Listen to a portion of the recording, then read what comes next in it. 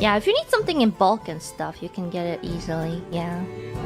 Oh yeah, searching for restaurants. You know, if you search for restaurants in English, of course the usual list will show up.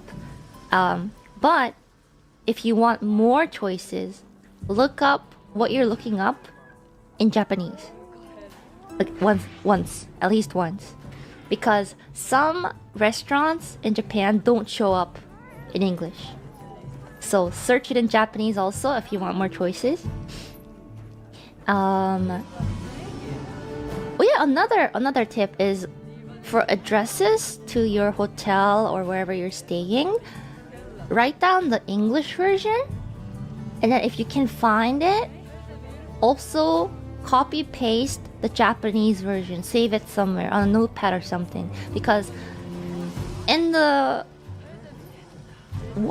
chance, like if you have, like I wouldn't suggest taking taxi in Japan that often because taxi is really expensive here, but if you do have to, it really saves the trouble of trying to, you know, communicate with the taxi driver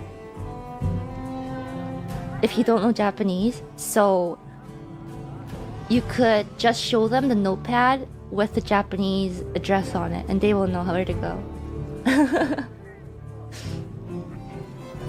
When you walk into a restaurant, oh, also restaurants. Picking good restaurants, don't only look at Google reviews, but you can also check Tabelog. Tabelog is like a cross-reference of if a restaurant is good or not.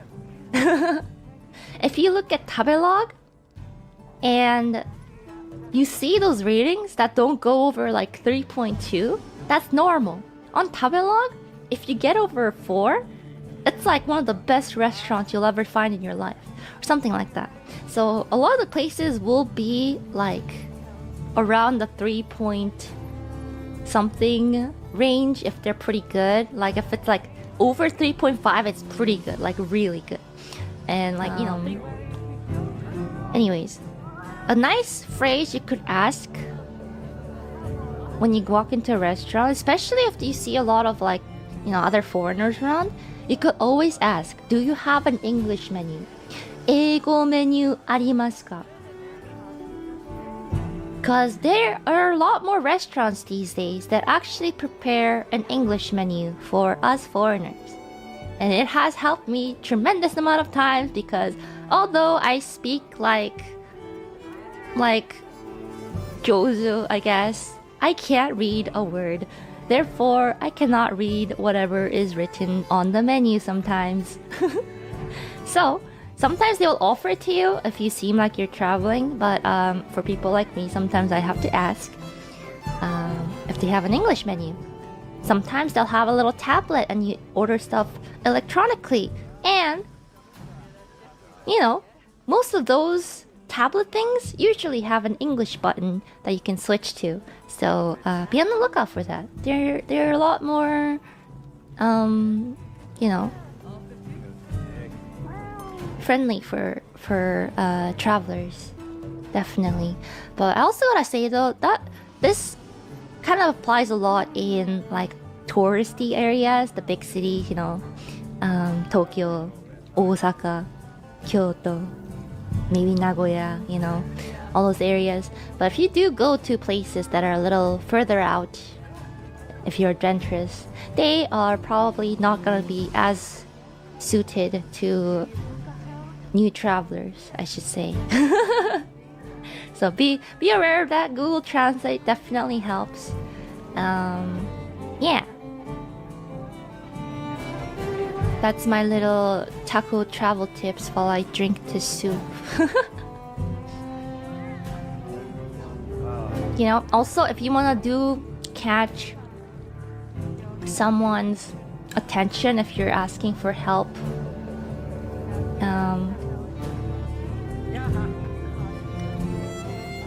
I am more comfortable with it, so I go ano or, you know, but for you guys, I think it's probably best if you go sumimasen. It's like excuse. It's basically the same as excuse me.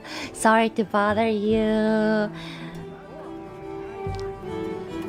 Sumimasen. And then you point to your phone. Can you tell me how to get here? So I think being polite definitely helps, and I think even if you know very few phrases, it really helps break down, some barriers between, when I'm traveling somewhere and the locals there. It's like a very, very strange but very nice thing where language kind of creates a connection between people. So even if you don't speak a language like fluently, I definitely, whenever you're traveling, I guess overseas where you don't speak their language, at least knowing a few phrases can really help. Yeah, and don't be disheartened if they, screen you and walk away. You just gotta go next. Oh yeah, at the station though, if you're lost at the station, there's usually a staff there at the gate that can really help you. So, or the info desk. So don't be afraid. Like 8 out of 10 times I went to like the information booth at the station, they speak some English. So you'll be okay. They're really helpful and they know how to get to places. Up the next question. I do suggest that you do look up a very, rough guideline of what to do during an earthquake. For me, I, always lived in a place that did not really get earthquakes, so I don't know what to do in terms of what to do when it happens. So having a very, even a little bit of knowledge could, really help you in desperate situations. So when it does happen, don't panic. One of the things that Japan has, I guess, prepared a lot for is earthquakes because they get a lot of it. I honestly think more problems occur when a place is not prepared for the earthquake. But if you're in bigger cities, especially in Tokyo, etc., I think you should be pretty safe because majority of the buildings in the big cities are actually built for big earthquakes. So don't panic.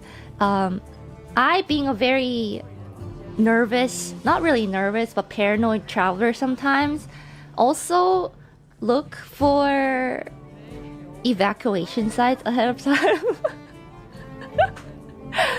And like around like my hotel or apartment, just in case, you never know when it's helpful. So if you're paranoid like me, this is one more thing you can prepare. Better safe than sorry, yeah.